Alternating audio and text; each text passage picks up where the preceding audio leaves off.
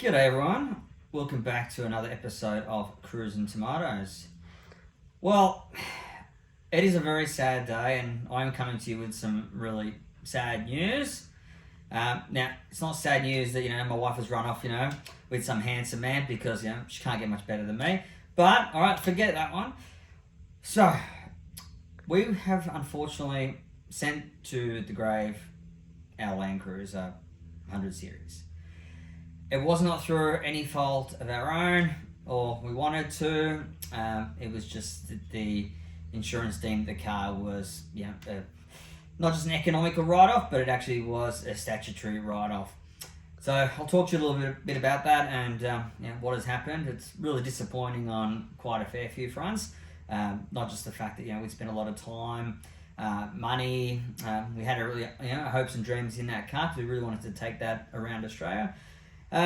But yeah, just the way that it happened was really, really disappointing. I sort of expected a lot more from, I guess, the build quality. But look, I'm going to put it down to a freak accident. So what happened is, for those of you who know Gloucester area and Dungog and Chichester Dam, or some people call it Chichester Dam.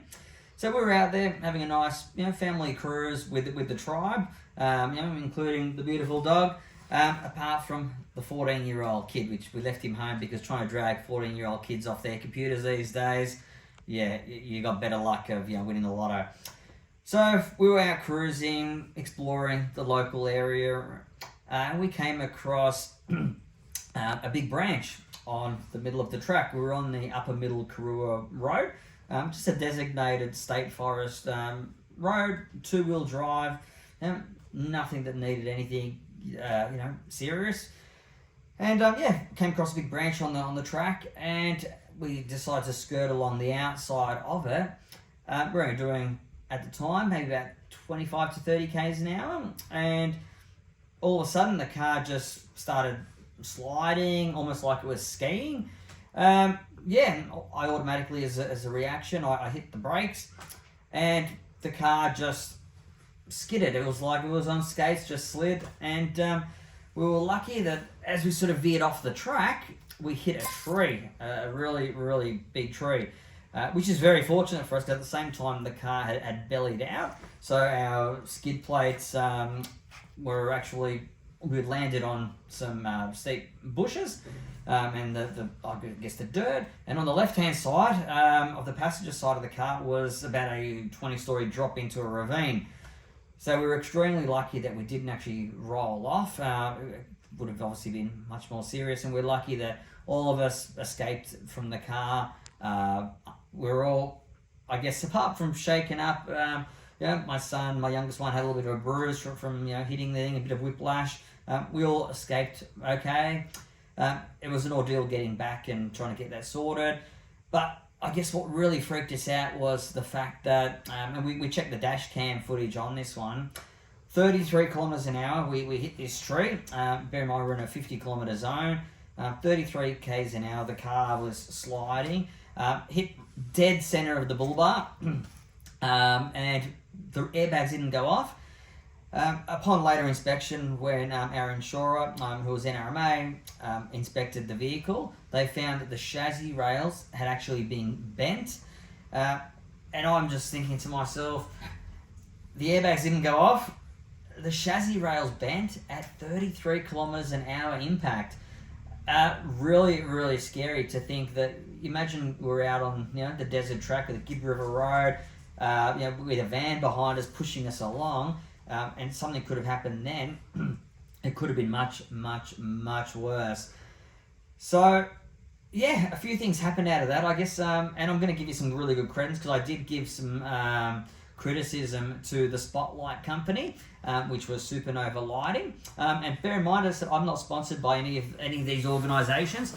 I'm not sponsored by any of them at all. But those spotlights remained intact completely. The winch was gone. The ARB bull bar completely gone. The chassis rails on the car completely gone. But yet those spotties, it took much of the impact on them. Not even a crack. They were in perfect working order. So I'm going to give a compliment we're due, and those spotlights were really top quality. So yeah, just some good feedback in terms of that. I like to say when I test products out and I'm paying full price on them, just want to let you guys know what I think of these products. I'd never recommend a product that I think is rubbish, but they were phenomenal. So that's some really, really disappointing news. You'll probably see a couple of just some. I did want to upload the video. The video actually, I only watched it once. It was really traumatic. It shook me up. I've had a few little accidents in my time, mostly when I was young and probably had a little bit more hair than I do now. But yeah, this one really freaked me. I think the fact having the kids and the dog in the car, and the fact that this car was in top condition. The tyres had done less than maybe 2,500 k. Suspension, everything was all done. It was just insane. So yeah, really, really scary. At the moment, while we decide on, I guess, what's our next proper touring vehicle is going to be, you can probably see in the back here there is a 2006 Pajero VRX that we've purchased just as a runabout for now. Look, it's done a fair few Ks. Yeah, so you'll see a couple of little videos that we're just going to fix it up just to get it roadworthy, just to get it ready for a couple of camping trips while we do decide on what's our next vehicle going to be. So if you've got any good suggestions, I don't want to go expensive and crazy on a vehicle. Don't have that much money when you got a family.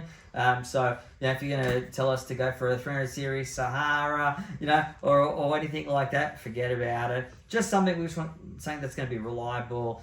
Again, fun. Look, the Landcruiser I would have liked. I know there are a couple of issues with having the rear door set up like it did in the Sahara, and my wife and I being both vertically challenged, we did find it a bit hard trying to get to the back of that boot space, leaning over. So something like a barn door one. So we're sort of looking at maybe even a Patrol, maybe even a GU Patrol maybe. Just not sure at the moment. Look, we've had a Pajero before, which is why we bought this one. Plus this one was really, really cheap. Only set us back a couple of grand, so wasn't that much very expensive, but good car, reliable. It is a petrol, so it's a bit of a guzzler. I will grant that, but it is very smooth, very quiet. And look, which one's saying that's going to be A to B? We don't believe in having to spend an absolute fortune on needing to go hit the tracks and have some fun. The kids love just hitting a campground and diving into a river and having marshmallows on the campfire. So that's our update for today.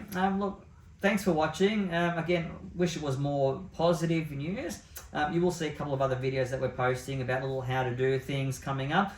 So if you're interested in watching those videos, stay tuned. But in the next coming weeks, you will have some positive news once we've decided. But look, if you've got any ideas, any feedback, please let us know in the comments below. Really appreciate your opinions and your thoughts.